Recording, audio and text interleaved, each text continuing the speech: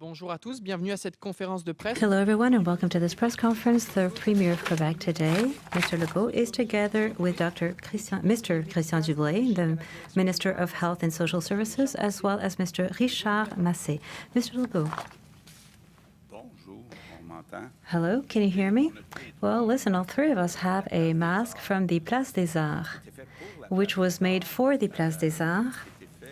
And they were made by a collegial center for the transfer of technologies for Marie Victorin. So in very beautiful mask. And why am I wearing this mask today? Well, because it is my last time at the Place des Arts. We are therefore going to be changing our venue for the next press conferences, and I wish to take a few seconds to give very warm thanks for all the staff of the Place des Arts who have welcomed us here since the spring for many press conferences in conditions that were not always easy, where we have to respect the guidelines of public health. It was very well done, and the reason why we have to move is because there's going to be shows from now on here in the room. So that's very good news. Good news, we're going to be able to see our artists again. We're going to start having our artists and artisans work again. And as you know, culture is one of the great things in life that makes us happy. So I'm really glad at the same time to be able to say that we're going to start having shows again here at La Place des Arts. So I'm together with the Minister of Health, Christian Dubé, as well as, I'm not going to repeat his entire title, but the person responsible for public health, Mr. Massé. I think that Mr. Arruda is on tour in the Côte-Nord region. So, as you know, I'd like to come back a little bit to the situation of the past 6 months. You can see a graph here on the screen. You can see that we had months of March, April, and May that were very difficult. It was a little bit more difficult at the beginning, like a roller coaster. But now we're seeing changes depending on the weeks. I wish to say that we had really the fight of our lives during that entire period of those few months. We're going to remember that for a really long time. We're going to remember 2020. But what it is important to say, the specialists are unanimous. Because we respected the guidelines, we saved thousands of lives. It started really hard with the March break, a lot of people who brought the virus from other countries, and we succeeded in a few months in taking control of the situation. Of course, there are still cases, there are still outbreaks. We are much better equipped than we were in the first wave. Better equipped first because we have tests. On average, we conduct 14,000 tests per day, and we adapt ourselves. We go where those outbreaks are. We have enough masks and equipment, so we have enough for many weeks. And as well, very good news, in 2 weeks' time, we are going to get 8,000 new orderlies that will have been trained in our CHSLDs and another 2,000 by Christmas. So I often say it, we had 36,000 employees in our CHSLDs, so we're adding 10,000. So it's really going to make a difference in the entire service and the protection that will be given all over Quebec. Still, if we look at the graph, and you can see it in the chart, the Mortis, that puts in greater, that's what you called it, right? The bigger numbers of the past week. What we can see in the first half of August, we had a significant decrease in the number of new cases. However, for the past 2 weeks, we are seeing an increase in the number of cases, the number of new cases. And we, of course, have tried to find the cause for this, and there doesn't seem to be just one single reason. So the first question we asked ourselves is, Might it be the bars? We had already said when we opened the bars that if it was necessary, we closed them.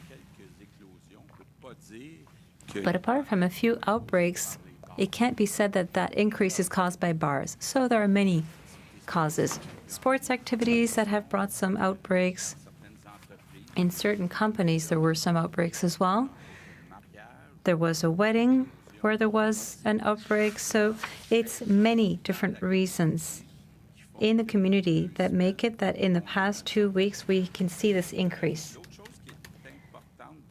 The other thing that it is important to say is that when we look at the numbers as far as hospitalization and deaths are concerned, that increase didn't happen there. So we might think that this is good news, but at the same time, one of the reasons why there wasn't as much of an impact on the number of hospitalization and deaths is because there is a greater number of cases that are taking place in young people. So we said already, young people have less of a risk of having significant consequences, but we shouldn't eliminate the possibility that, if you look at France, for example, that young people may infect people who are vulnerable. The other thing that it is important to say is that it's not concentrated in certain activities, but it's not concentrated in Montreal either. There are new cases in Quebec, in the Chaudière-Appalaches region, in the Mauricie, in the Centre du Québec, in the townships, in the Outaouais. So there are new cases pretty much in all regions in Quebec. So I think that the conclusion that has to be drawn from this is that there is a general relaxing in Quebec. And it's normal. It's been 6 months that people have been making efforts. They want to come back to what is normal. So it's a little bit normal that people are tired of the guidelines. And I saw it last week with all the sports activities. Everybody wants to start living the way they did before, but we have to do this gradually because in the past 2 weeks, we can see an increase in cases. So the virus is still lurking around, and we must absolutely prevent that it come back the way it was in the months of March, April, and May. So what I wish to do is to make a call out to all Quebecers today. I ask you to please respect the rules. So keep a distance with other people, wear a mask when you are inside, wash your hands regularly, and in private gatherings, whether it be friends, whether it be family, limit yourselves to 10 people. So there will be, in the upcoming weeks, there will be some critical moments. First, as you know, we are opening the schools right now. There are people who are going back to work. With the temperature, gradually, we are going to be spending more time inside. So there is a challenge in front of us, and it is important to come back to a certain discipline. So the loosening was okay for a few weeks, but now we obviously don't want to go back to confinement. I mean, I do not wish to be forced to delay surgeries in hospitals because there is an increase in the number of COVID cases, serious COVID cases in hospitals. I don't want to have to close down businesses and make people lose their jobs, and especially I do not want to close down the schools. Let's keep that in mind. We owe it to our children.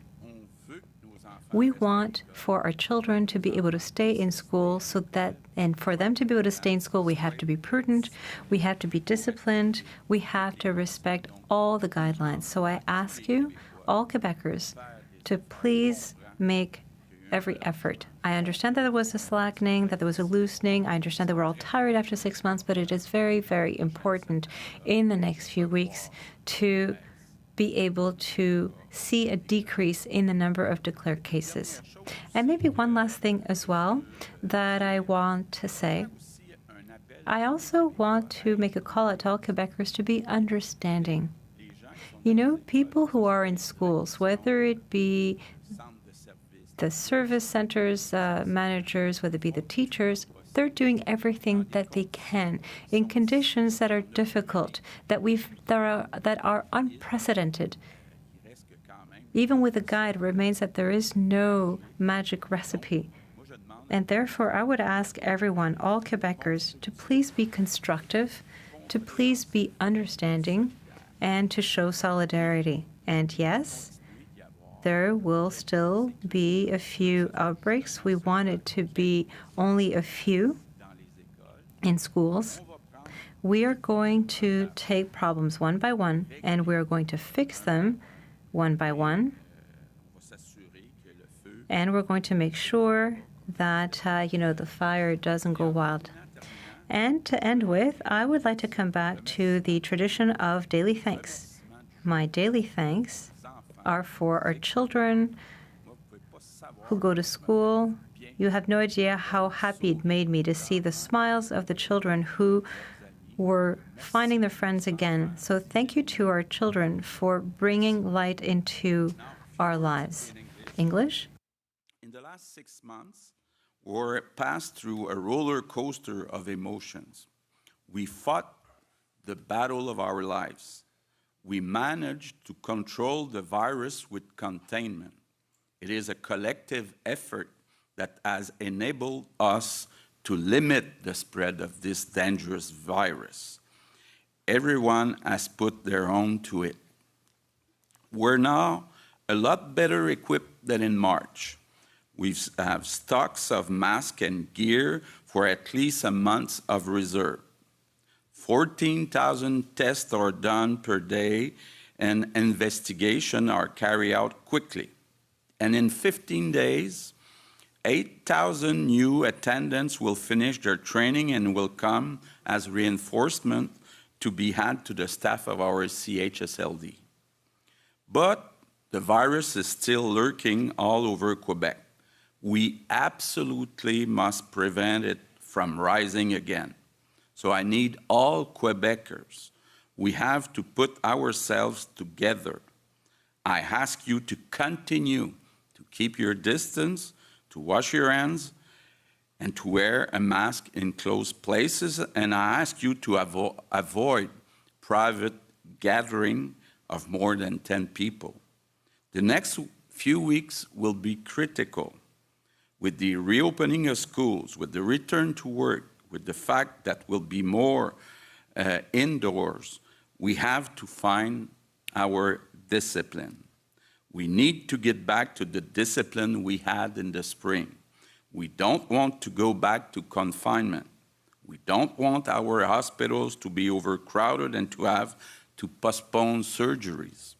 We don't want to close our businesses, and above all, we don't want to close our schools. So we owe that to our children, so please be careful. Thank you. On va débuter la période de questions. Il y a 2 micros prévus à cette. We are now going to be starting with the question period. On va commencer par le micro numéro 2 avec Cogeco Nouvelles. Bonjour à tous trois. Des fois, quand on est tanné, Sometimes when people are tired, we need more than just a please and thank you to act. Are you thinking about framing, if I may use that word, a little bit more, people who are not doing what they should? We see more and more parties where they are sometimes 10 people per square foot, almost. Is that something that is being thought about? Well, we're not excluding anything right now, but when we are realizing is that we can't put our finger on one kind of activity. The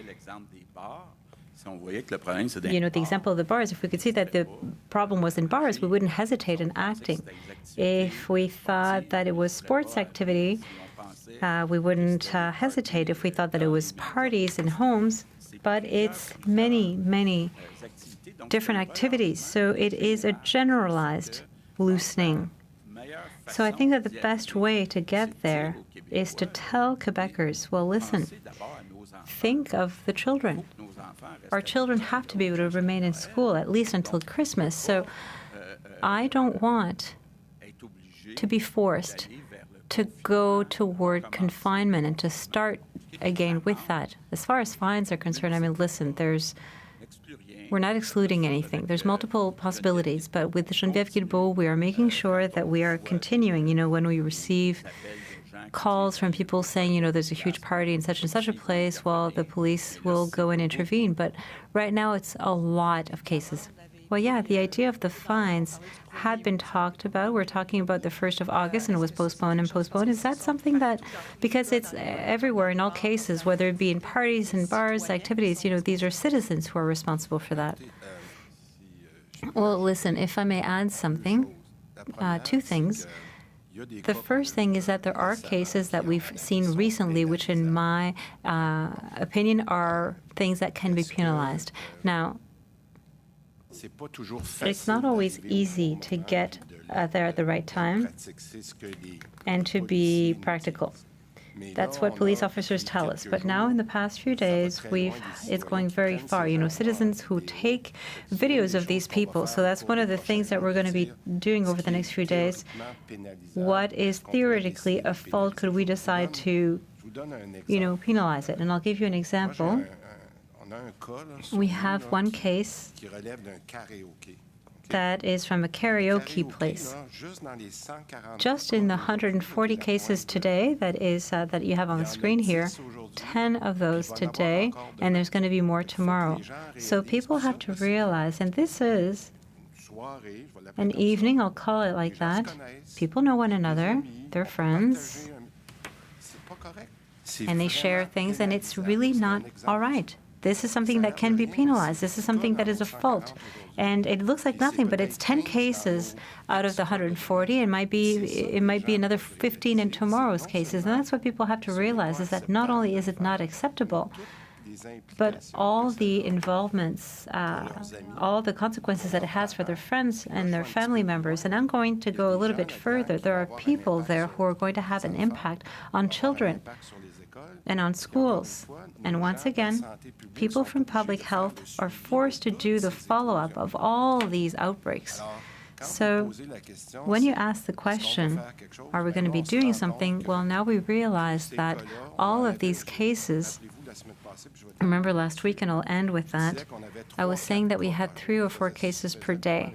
I was, I was making the allegory with fires, but now we have 8 and then 10, and now public health is not going to be able to do a follow-up for every single one of those cases, and it's like that.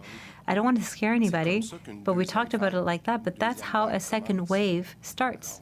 So I would like to tell you we weren't there at emitting penalties because it's difficult to put in practice. But if people start sending us videos and we can recognize the people, we are going to consider it, because what I can see is very dangerous, and it's applicable not just to karaoke places. In today's cases, I have, something from a wedding, and all of those things. So it's not just the fact that it's an outbreak today. It's the multiplying effect over the next few days. So I think that this had been forgotten. And I come back to what the Premier was saying. People think, well, we're just among our family members. It's okay. No, it is not okay. We saw it in the case of the CHSLDs, if I want to make the link to that. The loosening was being done between the employees at lunchtime, and it is the employees that ended up contaminating people in CHSLDs. So, these are people who know one another. These are friends who arrive at home. We know them. We start contaminating one another. I just want to remind everyone of how prudent we have to be. And if we have to, we will go to penalties. But I think that we've been... And I'll end because I've already said twice that I'm going to end. But when I talked to you about bars about a month and a half ago, we were at the top of the first curve. I'll take it because I want people to remember this. When it started going up here, we were asking ourselves questions on construction, vacation, on the opening of bars, you'll recall. And we said, okay, we're going to take the risk, but we're going to keep a close eye on it. What happened? Quebecers were super disciplined in the following weeks, and we managed to lower the curve back down. But now we can see another loosening. That's what we don't like. That's what the Premier just said. We can't go there because that is like the beginning of a first wave, and that is where we have to not go. So things look quiet right now, but this cauldron that people from public health have managed to control, well, we have to be careful. So let's be prudent, is what I'm saying.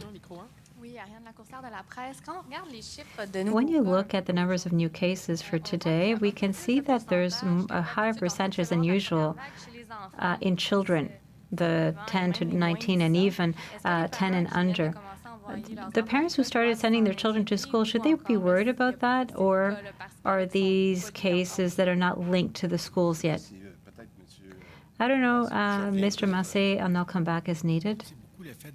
It's a lot the effect of vacation. It's not so much the beginning of school. It's too early to see the impact on that, but we'll see it in the next few days. However, there is a multiplying potential, and that is what worries us, is that a child or a teacher might be in link with 25 or 30 other people, etc. So it's that snowball effect that worries us. So it's a lot more like a warning that there are young people amongst those people. It's an effect of the transmission that we're talking about earlier on in the community, because almost half the cases now, that's what it is, and that is what we want to avoid. But it's not the effect of schools. And I would like to take advantage of this to mention that not only in Quebec did back to school go really well in the spring where it happened outside of the CMM, but in other countries it went really well. So we have very good hopes that things will be done well. But we have to be prudent, and we have to make sure that we do not introduce people who are COVID positive when we have a potential multiplying effect. You mentioned that Dr. Arruda is on the Côte-Nord. When we look at the graphs here, there's more and more positions where people who are there by interim. Are you making a cleanup in the administration and health? No. No, I think that there are people, for example, the CEO of the Côte-Nord, there was one person that was already planned that they were leaving, and there's an interim person, but no, there's no cleanup as such. On the contrary, I think that all CEOs that are in position right now, we had a discussion with Ms. Savoie that was very clear in the past few weeks on what was the action plan, and now we are discussing with each and every one of them to make sure that they are ready for the 30th of September. Remember that we had given that period of time to assimilate the guidelines. No, on the contrary, I think that there's very good collaboration with all the CEOs right now. Est-ce que vous m'entendez? Oui, bonjour. Oui. Donc, il y a le tournoi de Pee-wee de Québec. So there's the Pee-wee tournament of Quebec that decided to cancel already its entire season, its tournament. So people are already projecting themselves to 5 months. In 5 months' time, it's a little bit discouraging for sports. I'd like to see, are these projections good projections as far as you're concerned? I'd like to hear you react to this cancellation. It's a major sports event. Well, I can start. Listen, there are two considerations when there are major sports events. There's the participation of the players, and there is the participation of the spectators. For the time being, we're at 250 people max for that kind of show, although it is hockey. Of course, I find it very unfortunate for people, and I'd like to come back to what I was saying Friday. I know how it's important, football teams and hockey and all that to have good success. But we can't stretch out the elastic too much. Now we've made bubbles, classroom per classroom, and of course when we have many children together who come from many different classrooms, and even more when we're talking about the Pee-wee tournament of Quebec, there's even teams, a lot of U.S. teams that come to the tournament. So I can understand that the organizers are thinking, well, there's a good opportunity that the U.S. teams won't be able to come and that we won't be able to have the spectators that we wish to have. So we might as well just, skip this year. But it makes me sad because we've seen great players in the tournament who went on to make the National League. I'd like to talk about the statue. What is going to be done with this statue? The opposition in Ottawa says that we should send it to Alberta.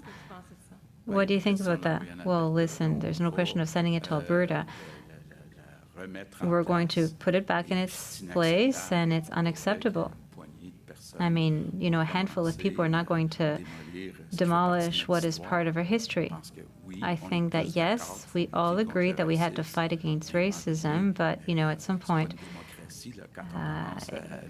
when people start tearing down statues, that's not democracy. So we're going to restore it and put it back in its space.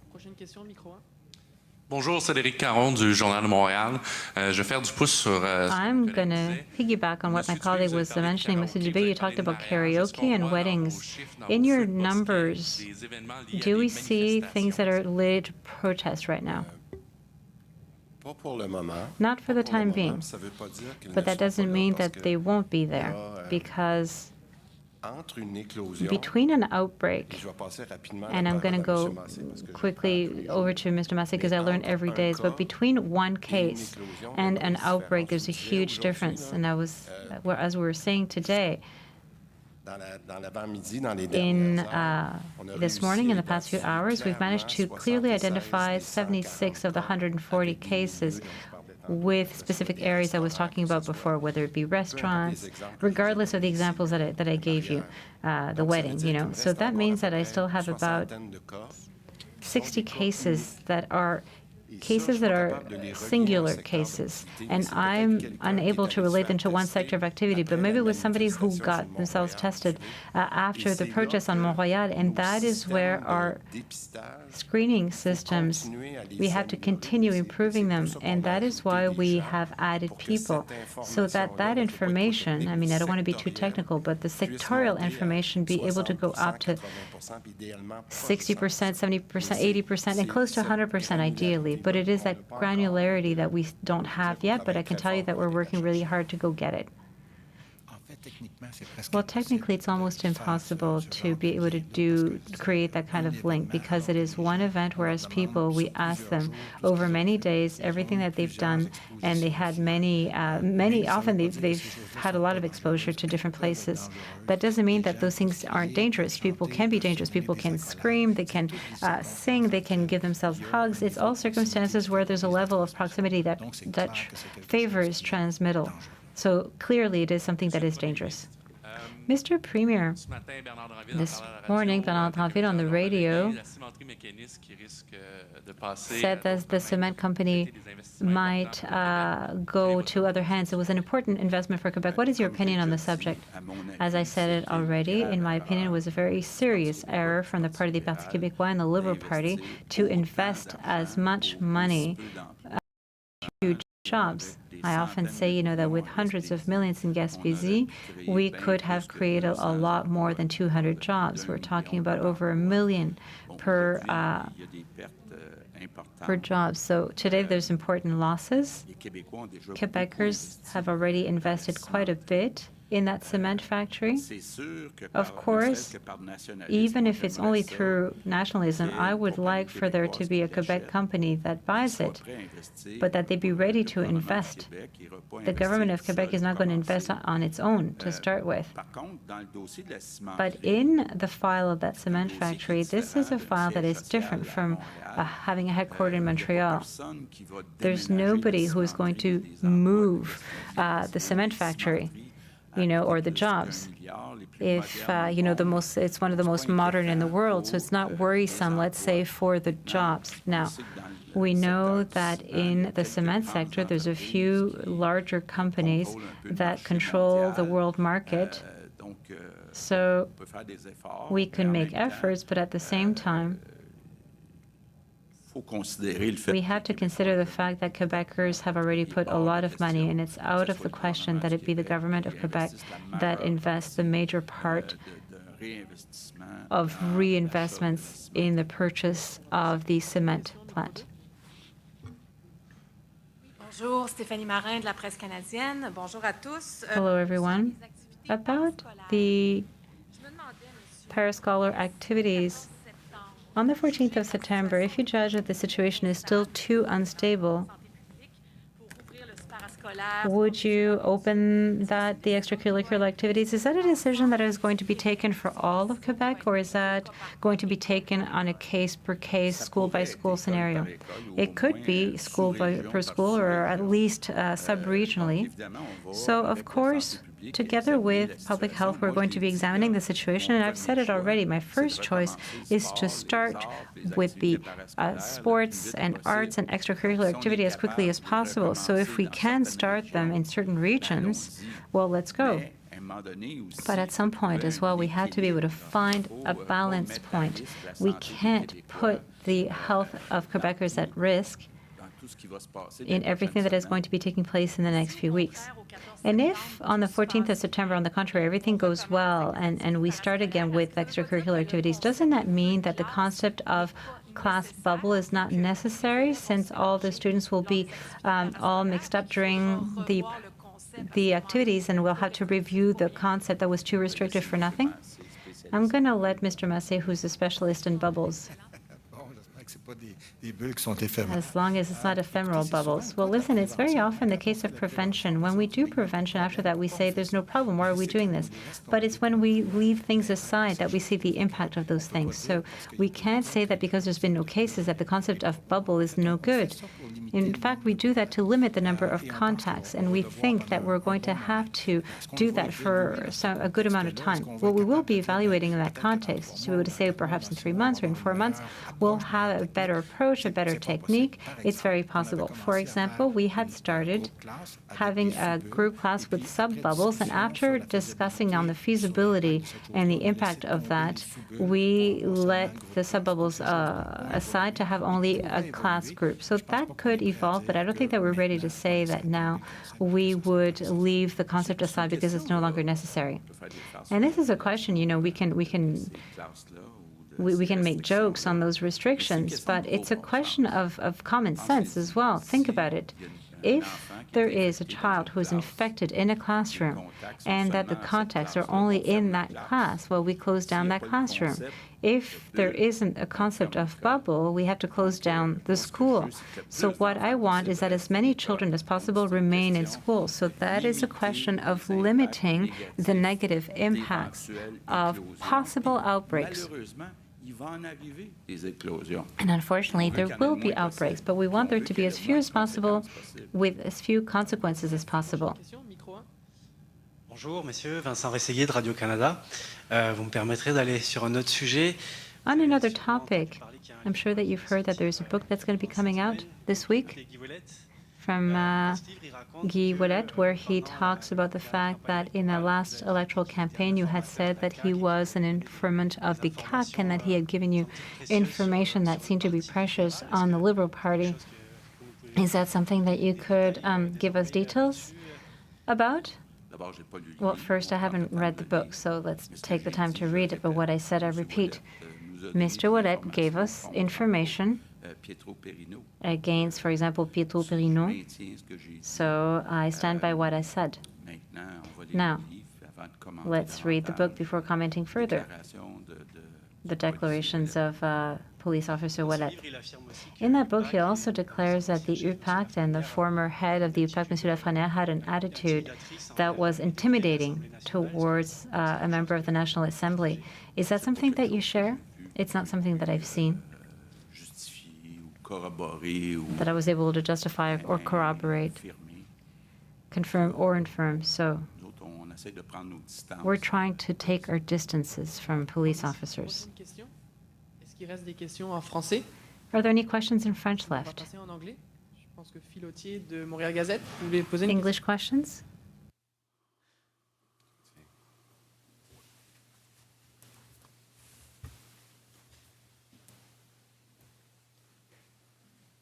I thought there was another one. Good day. With what you have been saying, Mr. Legault, that you're having trouble identifying the exact cause of these flare-ups that have been happening. In some other, and we know that schools are starting up into operation, but with, I believe France, Spain, and Italy are requiring young children to wear masks in class. Is this not a reason? Why is Quebec not it's a question we get a lot from parents. Why is Quebec not having young children wear masks in the classroom? It'd be for you and Mr. Massé, as you wish. Well, there's a good report that's been just released by the chief scientist in Canada reviewing the risk for young children, and neither in Canada nor elsewhere people are going to recommend to have strict measure with mask wearing for younger persons than 10 years old. So we already changed the recommendation that we have been. So we are not in that process at this moment. If there were any more information that would show that there would be a benefit, that might be considered. But at this point, we don't have that information. We have to be very careful to balance, as been said by the Prime Minister, because there's an impact in the school for people that need to learn to see the face of the teacher and to socialize correctly, and obviously that's an obstacle which is significant. So before putting up masks for younger kids, we have to consider the negative impacts of wearing it, and we are not in that situation right now. But maybe to precise something that because when the Prime Minister said that we don't know exactly which of the cause, but I think we sense with the numbers I gave you for today that there is really a community contagious. That's the reason we're talking about the restaurant, those parties. So this is clear that this is at least half of them. And those people, they will go and have an impact on the schools. And this is, so it's not coming from the school, it's coming from the outside going in the school. It's a teacher that has contracted COVID with friends, and this is what we need to be prudent. It's not the school that is an issue, and you probably right. want to comment on that, but it's important for the parent to understand that that's the reason we're saying the school are important, but we need the virus to be protected and not to come in the school. That's what we need to do. If I may just add, in the science that we have right now, it's really been shown that children between themselves don't transmit so well. Younger children, less than 10 years old. And they are not sick as much as the adults. And so they are not the cause of those large outbreaks. What we've seen, and we've seen that in the spring, when we have one case, we have 2 or 3 other cases, and then it falls down. So we have to look at the facts, is that children are in a very different situation than younger adults, which we have seen transmit very well, and older persons which have complications of the disease. And also, usually when you gentlemen sit there and tell us there's been increases, you say it's usually been based in Montreal. Now you're saying it's more spread out in many different regions. Can you give us a better explanation of the increases over the last 2 weeks? A little more specifics on where and how are people getting sick? Yeah, well, we've seen a diversity in at least 5 or 6 regions, and you remember we had Montreal and a bit of Laval, Montérégie, but now we have La Naudière, we have Laurentides, we have Montérégie, and so it's getting farther with, it's really small outbreaks of 10, 15 persons that go in different places. It could be physical activities with younger persons. We've given the example of karaoke in Quebec City. So there's been many of those outbreaks. There's some that are work-related in some areas. And very often it's one person that doesn't know that he or she is infected and goes with the others. Sometimes it's really taking less care of what's happening. People that kind of, as we have said, lift their protective procedure and feel that there's no risk with the others. And then we've seen many contacts. And very often people may get sick, so you have cases, but then you have people that are contacts that need to stay home and are losing some school or some work and so on. So that's what we've seen. See, it's small outbreaks that are in many different regions. Thank you. We'll take the next question. Restant from CBC. I hope you can hear me well with my mask. My first question, one of your messages today is there will be outbreaks in schools. It's just a question of controlling them.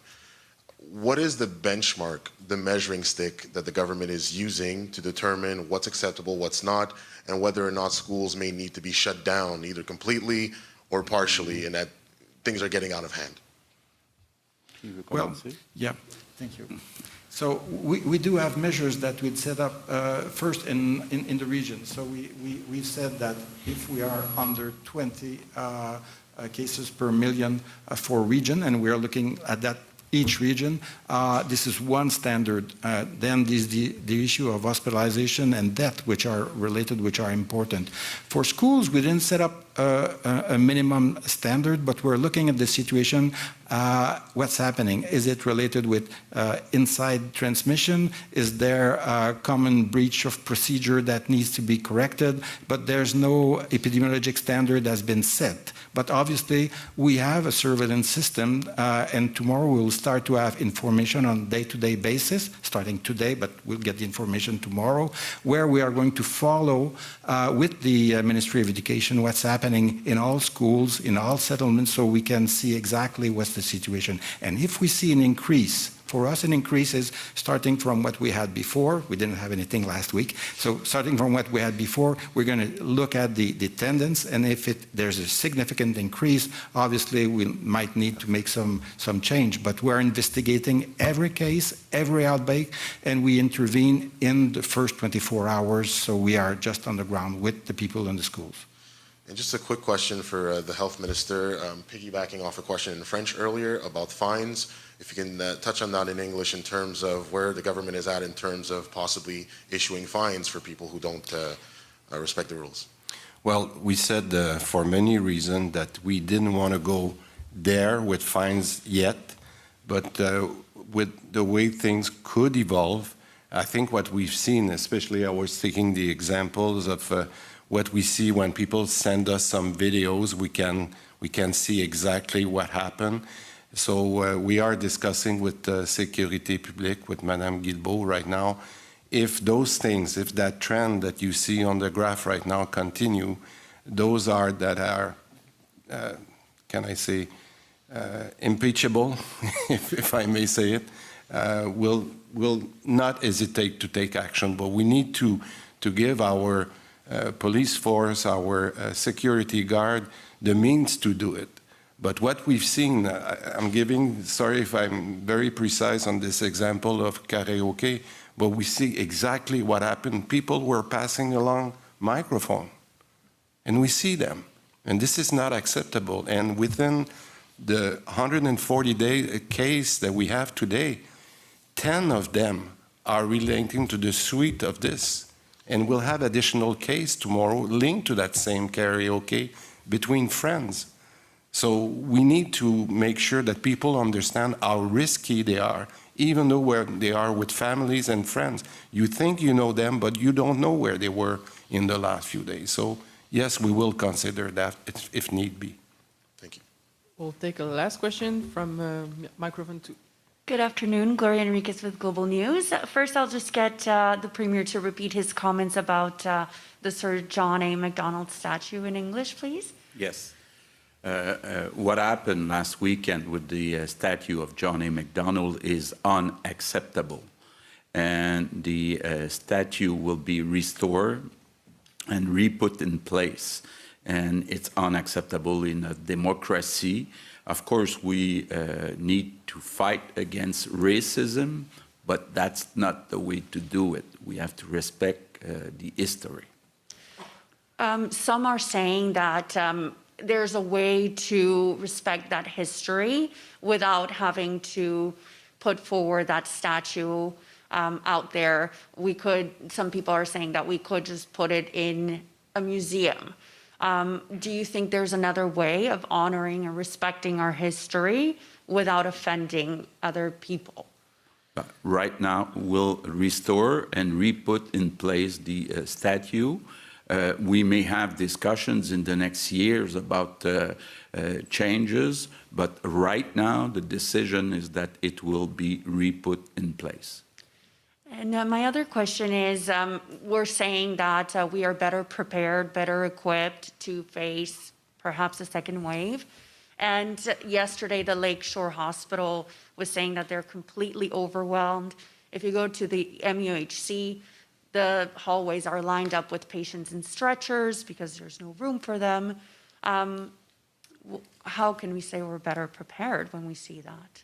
But first, when we look at the number of people that in our hospitals in Quebec, in total, all hospitals, it's 112, if I remember correctly, 112, including 18 in intensive care. So if you split that between all the hospitals, you cannot say that the situation at Lakeshore or CH CHUM, the English CHUM, is because of the COVID.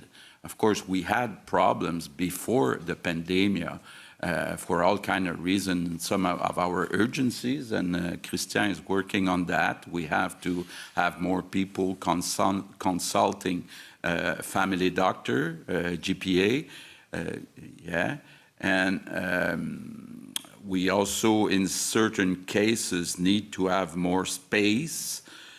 We need an hospital in Vaudreuil, etc., but it's not related to the pandemic.